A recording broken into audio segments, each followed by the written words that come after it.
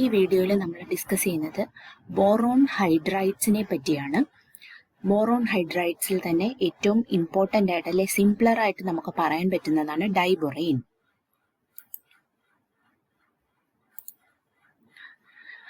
Boron ഹൈഡ്രൈഡുകൾ എന്ന് വെച്ചാൽ boron എന്ന എലമെന്റും ഹൈഡ്രജൻ എന്ന എലമെന്റും കൂടെ കമ്പൈൻ ചെയ്ത് കിട്ടുന്ന കോമ്പൗണ്ട് ആണ് ബോറോൺ ഹൈഡ്രൈഡ്സ് അല്ലെങ്കിൽ ബൊറൈൻസ് എന്ന് നമ്മൾ വിളിക്കും. അതായത് ബോറോൺ പ്ലസ് ഹൈഡ്രജൻ കോമ്പൗണ്ട്സ് ആണ് ബൊറൈൻ. ബൊറൈൻസിനെ നമ്മൾ സാധാരണ നിഡോബൊറൈൻസ് എന്നും അരാക്കിനോബൊറൈൻസ് എന്നും ക്ലാസിഫൈ ചെയ്യുന്നു. അതിന്റെ സ്ട്രക്ചർ അല്ലെങ്കിൽ നമ്പർ ഓഫ് ഇലക്ട്രോൺസ് അനുസരിച്ച് നമ്മൾ അതിനെ രണ്ടായിട്ട് തിരിക്കും. ക്ലോസോ എന്നുള്ളൊരു സ്ട്രക്ചറും വരും. പക്ഷെ നമ്മൾ മെയിൻ ആയിട്ട് പറയുന്നത് നിഡോ ആൻഡ് അരാക്കിനോ. നിഡോ സീരീസ് എന്ന് പറയുമ്പോൾ BnHn+4 ഇതാണ് അതിന്റെ ജനറൽ മോളിക്കുലാർ ഫോർമുല വരുന്നത്. അരാക്കിനോ എന്ന് പറയുമ്പോൾ BnHn+6. N എന്ന് പറയുന്നത് number of boron atom, HN എന്ന് പറയുമ്പോൾ നമ്പർ ഓഫ് ഹൈഡ്രജൻ ആറ്റം. അതങ്ങനെയാണ് വരുന്നത്. ഇനി എക്സാമ്പിൾസ് ശ്രദ്ധിച്ചേ. നിഡോബൊറൈനിൽ B2H6 ഇതാണ് നമ്മൾ പറയുന്ന ഡൈബൊറൈൻ. അതിന്റെ മോളിക്കുലാർ ഫോർമുല B2H6 ആണ്. അതായത് BnHn+4 ആണ്. 2 ആണ് ഇവിടുത്തെ Bn. അപ്പം N എന്ന് പറയുന്നത് 2 HN+4 എന്നല്ലേ. അപ്പൊ 2+4 ആണ് 6. അപ്പം ഡൈബൊറൈൻ എന്നുള്ളത് ഒരു നിഡോബൊറൈൻ ആണ്. അതുപോലെ പെന്റാബൊറൈനും ഒരു നിഡോബൊറൈൻ ആണ്. അരാക്കിനോബൊറൈൻ എന്ന് പറയുമ്പോൾ BnHn+6 ഫോമിൽ വരുന്നതാണ്. B4H10 കണ്ടോ, എന്നിന്റെ കൂടെ 6 ആഡ് ചെയ്യുവാണ്. അപ്പം 4ന്റെ കൂടെ 6 ആഡ് ചെയ്യുമ്പോഴാണ് 10 വരുന്നത്. അപ്പം N+6 ആണിത്. അപ്പം BnHn+6. therefore this tetraborane is an arachidoborane. അതുപോലെ പെന്റാബൊറൈനും ഈ ഫോമുല B5H11 ഒരു അരാക്കിനോബൊറൈൻ ആണ്. ഇനിയും ഡൈബൊറൈനെ പറ്റി നമുക്ക് വിശദമായിട്ട് പഠിക്കാം. ഡൈബൊറൈന്റെ മോളിക്കുലാർ ഫോർമുല B2H6 ആണ്. അതൊരു സിംപ്ലസ്റ്റ് ബൊറൈൻ ആണ്. അതൊരു നിഡോബൊറൈൻ ആണ്. ഇനി അതിന്റെ പ്രിപ്പറേഷൻസ് ഇമ്പോർട്ടൻ്റ് ആയിട്ട് ഓർക്കുക. അതായത് ബോറോൺ ട്രൈക്ലോറൈഡ് BCl3യുടെയോ അല്ലെങ്കിൽ BF3യുടെയോ റിഡക്ഷൻ വഴി നമുക്ക് ഡൈബൊറൈൻ പ്രിപ്പയർ ചെയ്യാം. റെഡ്യൂസ് ചെയ്യാന്ന് പറയുമ്പോൾ ഏതെങ്കിലും റെഡ്യൂസിങ് ഏജന്റ്, അതായത് ലിഥിയം അലൂമിനിയം ഹൈഡ്രൈഡ് വെച്ച് BCl3 റെഡ്യൂസ് ചെയ്യാം, അല്ലെങ്കിൽ സോഡിയം ഹൈഡ്രൈഡ് വെച്ചിട്ട് BF3 റെഡ്യൂസ് ചെയ്യാം. അങ്ങനെ റെഡ്യൂസ് ചെയ്യുമ്പോൾ നമുക്ക് എന്ത് പ്രോഡക്റ്റ് ആയിട്ട് കിട്ടും? ഡൈബൊറൈൻ. രണ്ട് കണ്ടീഷനാണ്. BCl3 റെഡ്യൂസ് ചെയ്യുമ്പോൾ നമ്മൾ ഇലക്ട്രിക് ഡിസ്ചാർജ് കടത്തിവിടണം. BF3 സോഡിയം ഹൈഡ്രൈഡ് വെച്ച് റെഡ്യൂസ് ചെയ്യുമ്പോൾ 180 ഡിഗ്രി സെൽഷ്യസ് ടെമ്പറേച്ചർ പ്രൊവൈഡ് ചെയ്യണം. ഇതെന്തിന്റെ പ്രിപ്പറേഷൻ മെത്തേഡ്സ് ആണ്? ഡൈബൊറൈൻ അല്ലെങ്കിൽ B2H6. ഇനി ഡൈബൊറൈന്റെ പ്രോപ്പർട്ടീസ് നോക്കുകയും, it is a colourless gas with boiling point -93 degree Celsius. ഒരു ഗ്യാസ് ആണ്, ബോയിലിംഗ് പോയിന്റ് കുറവാണ്.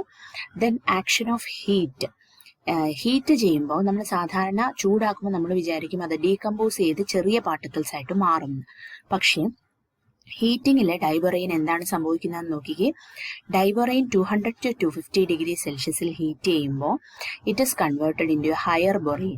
കുറച്ചുകൂടെ ബോറോൺ ആറ്റം കൂടിയ B5H9 ആയിട്ട് മാറും. അതെങ്ങനെയാണെന്ന് ചോദിച്ചാൽ B2H6 ഡിവൈഡ് ചെയ്ത് BH3 എന്നുള്ള സിമ്പിൾ യൂണിറ്റ് ആയിട്ട് മാറിയിട്ട് അത് ഓരോ തവണയും ഓരോ B2H6നോട് ആഡ് ചെയ്ത് പോയിട്ട് ഇറ്റ് ഫോംസ് ഹയർ ബൊറൈൻസ്. ഓരോ ടെമ്പറേച്ചറിലും ഓരോ പ്രോഡക്റ്റ് ആണ് വരുന്നത്. ഇനി മൂന്നാമത്തേത് ആക്ഷൻ ഓഫ് ഓക്സിജൻ.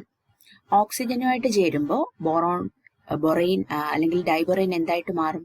അതിന്റെ ഓക്സൈഡ് ആയിട്ട് മാറും. ബോറോണിന്റെ ഓക്സൈഡ് B2O3 ആയിട്ട് മാറും by release of a large amount of energy.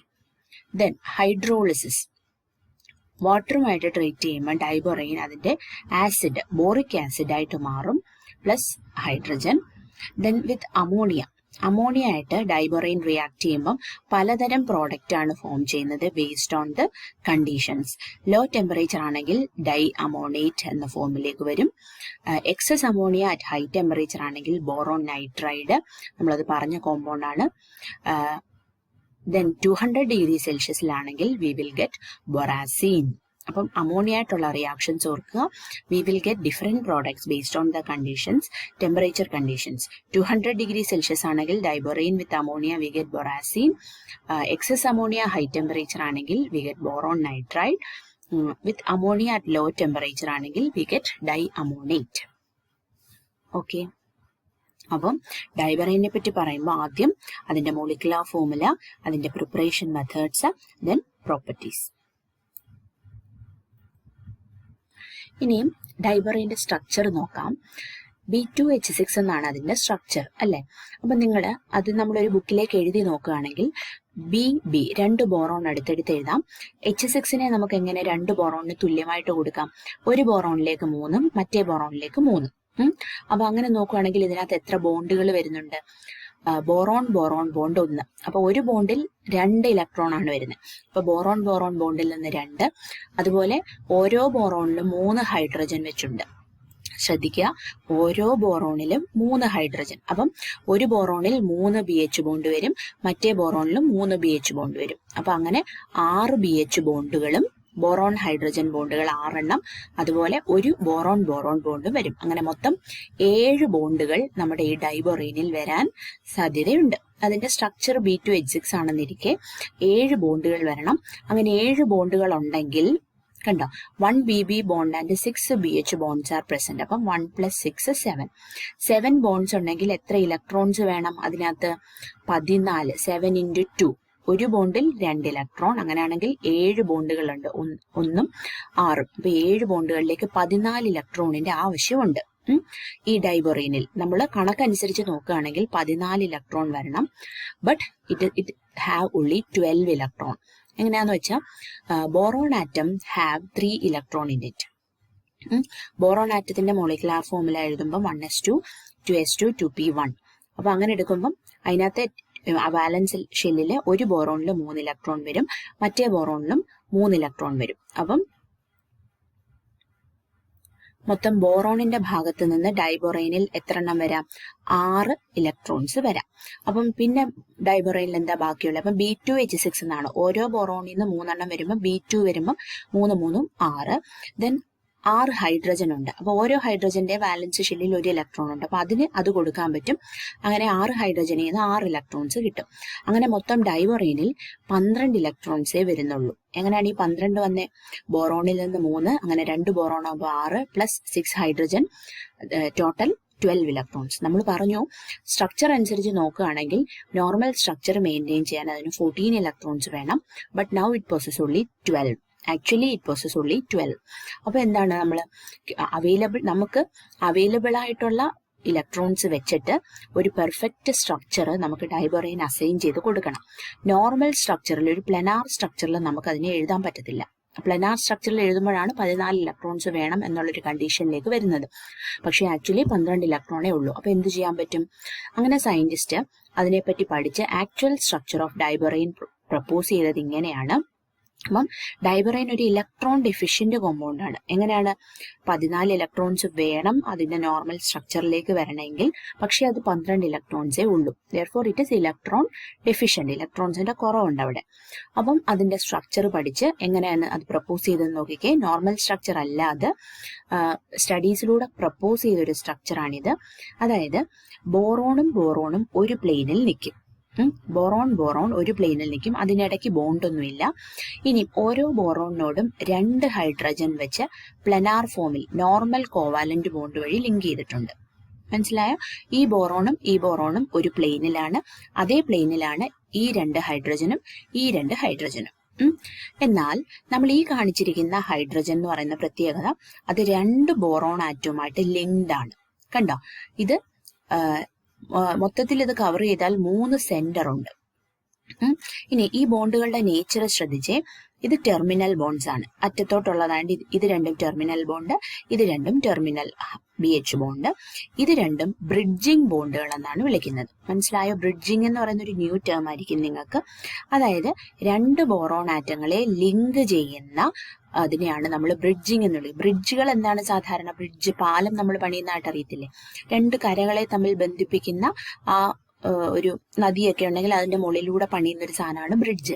അതുപോലെ ഈ 2 ബോറോൺ ആറ്റങ്ങളെയും പ്ലെയിനിലല്ല, അതായത് ഇപ്പൊ നമ്മള് പാലമൊക്കെ പണിയുന്ന പോലെ അന്തരീക്ഷത്തിൽ മുകളിലെ ലെയറിലല്ലേ നിൽക്കുന്ന, അതേപോലെ ഈ സാധനവും നമ്മുടെ പ്ലെയിനിലല്ല നിൽക്കുന്നത്, മുകളിലേക്ക് നിൽക്കുന്ന തരം ഹൈഡ്രജൻ ബോണ്ടുകളാണ് ബ്രിഡ്ജിങ് ഹൈഡ്രജൻ ബോണ്ട്. അപ്പൊ ഡൈബറൈൻ എടുത്താൽ ഇതിൽ 2 ബ്രിഡ്ജിങ് ഹൈഡ്രജൻ ബോണ്ടുകളും 4 നോർമൽ BH ബോണ്ടുകളും ഉണ്ട്. ഇനി ഈ ടെർമിനൽ ബോണ്ട്സിന്റെ പ്രത്യേകത, അത് നോർമൽ കോവാലന്റ് ബോണ്ടാണ്. ഇതിനകത്ത് 2 ഇലക്ട്രോൺ ഉണ്ട്. നോർമൽ ബോണ്ടിൽ എത്ര? ഒരു ബോണ്ടിൽ 2 ഇലക്ട്രോൺ വരും. അപ്പൊ ഈ ബോണ്ടിൽ 2 ഇലക്ട്രോൺ, ഈ ബോണ്ടിൽ 2 ഇലക്ട്രോൺ, ഇതില് 2, ഇതില് 2. They are 2 centre 2 electron bonds. Normal ബോണ്ടുകൾ എന്ന് പറയുമ്പോൾ അതിന്റെ ഒരറ്റത്ത് ഒരാളും മറ്ററ്റത്ത് ഒരാളും, അങ്ങനെ 2 സെന്റർ അല്ലെ 2 ആറ്റങ്ങൾ. 2 സെന്റർ 2 ഇലക്ട്രോൺ ബോണ്ടുകളാണ് ഇത്, ഇത്, ഇത്, ഇത്. എന്നാൽ ഈ ബ്രിഡ്ജിങ് ഹൈഡ്രജൻ ബോണ്ട്സ് എന്ന് പറയുന്നത് അബ്നോർമൽ ബോണ്ടുകളാണ്. എന്തുകൊണ്ടാണ്? ഇതിൽ മൊത്തം ആകെ 2 ഇലക്ട്രോണേ ഉള്ളൂ. പക്ഷേ ഇത് തമ്മിൽ ബന്ധിപ്പിക്കുന്നത് എത്ര പേരെയാണ്? 3 പേര്. അതായത് BHB. ഈ ബോണ്ട് എടുക്കുകയാണെങ്കിൽ ഇവിടെ 3 പേർക്കാണ് 2 ഇലക്ട്രോൺ വരുന്നത്. ഈ ബോണ്ട് എടുക്കുകയാണെങ്കിൽ 1, 2, 3 ഈ 3 പേർക്കൂടുള്ള ബോണ്ടാണ് ഇത്. അപ്പം ഈ 2 ബോണ്ടിനെ, ബ്രിഡ്ജിങ് ഹൈഡ്രജൻ ബോണ്ട്സിനെ നമ്മൾ വിളിക്കുന്നത് 3 സെന്റർ 2 ഇലക്ട്രോൺ ബോണ്ട്സ് എന്നാണ്. നിങ്ങൾക്ക് മനസ്സിലായോ? ബ്രിഡ്ജിങ് ബോണ്ടുകൾ ഇതും ഇതുമാണ്. 2 എണ്ണമാണ് ഡൈബോറൈനിൽ വരുന്നത്. ഓരോ ബോണ്ടിലും നമ്മൾ 2 ഇലക്ട്രോൺസിനെ കൊടുക്കും. അപ്പൊ ഈ 2 ഇലക്ട്രോൺസ് ആർക്കൊക്കെ വേണ്ടിയിട്ടാണ് പോകുന്നത്? Boron, boron, hydrogen. 3 സെന്ററുകൾക്ക് വേണ്ടി 2 ഇലക്ട്രോൺ. അപ്പൊ നോക്കിക്കേ, ഈ ഒരു സ്ട്രക്ചർ അനുസരിച്ച് ഈ ഉള്ള 12 ഇലക്ട്രോൺസ് കറക്റ്റ് ആയിട്ട് നമുക്ക് കൊടുക്കാൻ പറ്റുമോ എന്ന് നമുക്ക് ചെക്ക് ചെയ്യാം.